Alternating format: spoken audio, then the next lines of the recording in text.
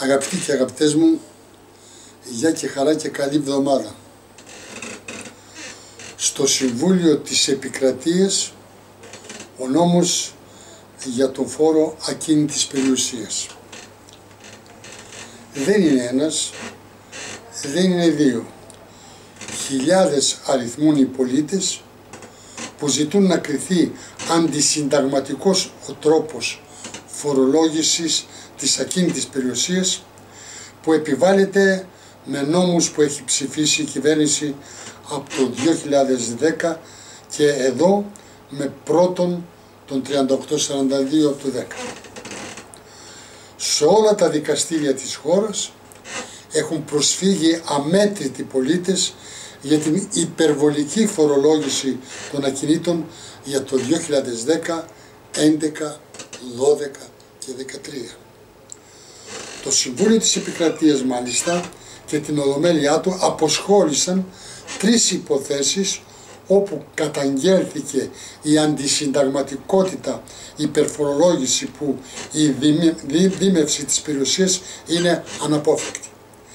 Με συνέχεια πολύ σύντομα να αποσχοληθεί και με μια νέα πολιτική δίκη που αφορά τις φουσκωμένες αντικειμενικές αξίες οι οποίες εξαιτίας της οικονομικής κρίσης έχουν φτάσει σε πολύ χαμηλά επίπεδα από τη στιγμή που οι αγοροπολισίες είναι μηδενικές στην πραγματικότητα.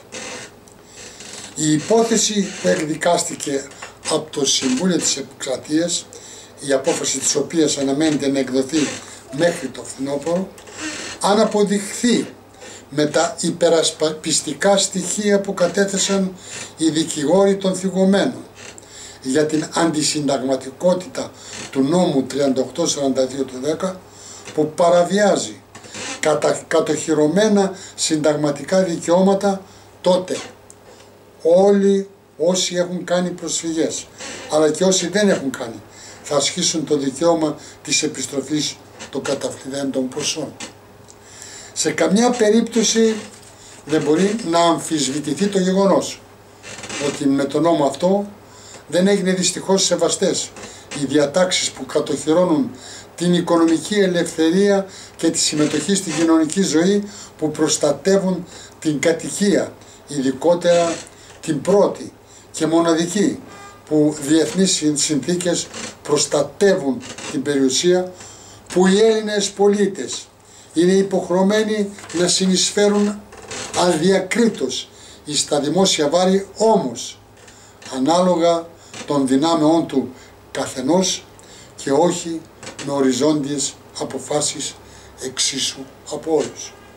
Και βέβαια, όπως αυτό που καταγράφεται στο άρθρο 2 του Συντάγματος, πως πρωταρχική υποχρέωση της πολιτείας αποτελεί ο σεβασμός αλλά και η προστασία της ανθρώπινης αξίας και όχι καταράκωση της αξιοπρέπειάς του, που δεν είναι λίγες οι περιπτώσεις της αυτοκτονίας από την έλλειψη αυτού του σεβασμού.